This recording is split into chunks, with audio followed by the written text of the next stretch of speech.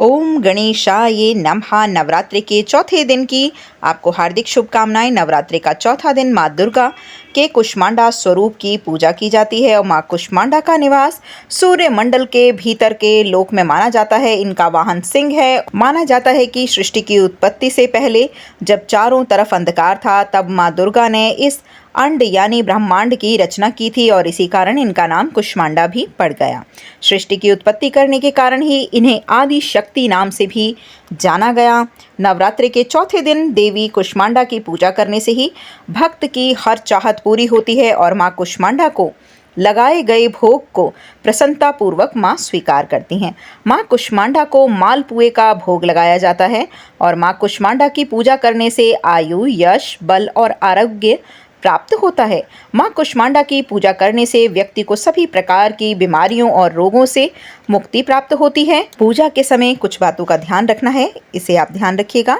नवरात्रि का चौथा दिन समृद्धि और शांति का प्रतीक है।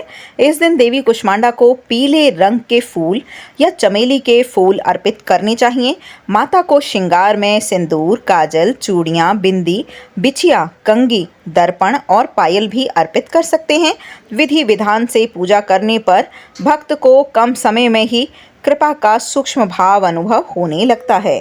नवरात्रि के चौथे दिन देवी को कुष्मांडा के रूप में पूजा जाता है। वहीं अपनी मंद हल्की हंसी के द्वारा अंड यानी ब्रह्मांड को उत्पन्न करने के कारण ही इस देवी को कुष्मांडा नाम से भी पुकारा जाता है। जब सृष्टि नहीं थी, चारों तरफ अंधकार था, अंधेरा था, तब इसी देवी ने ही हास्य से ब्रह्मांड की रचना की थी। इसीलिए इन्हें सृष्टि की आदि स्वरूपा या आदि शक्ति कहा जाता है। इस देवी की 8 भुजाएं हैं, इसीलिए अष्टभुजाई कहलाई हैं माँ। इनके 7 हाथों में क्रमशः कमंडल, धनुष, बाण, कमल पुष्प, अमृतपूर्ण कलश, चक्र और गदा है।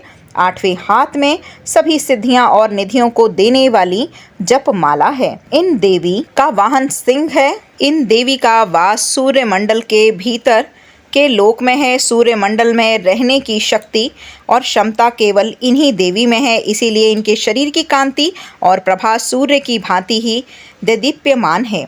इनके ही तेज से 10 दिशाएं आलोकित हैं।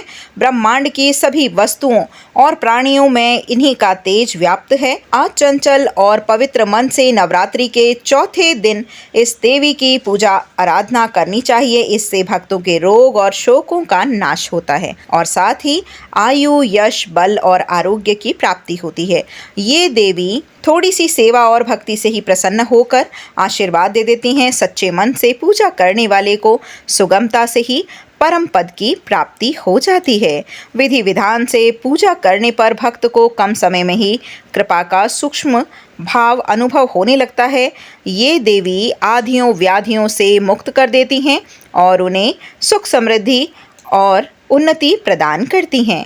इन देवी की उपासना करने से भक्त चिंता मुक्त हो जाते हैं। जय माता दी। 8484 कैंटियां वाली माता, त्वाड़ी सदा ही जय।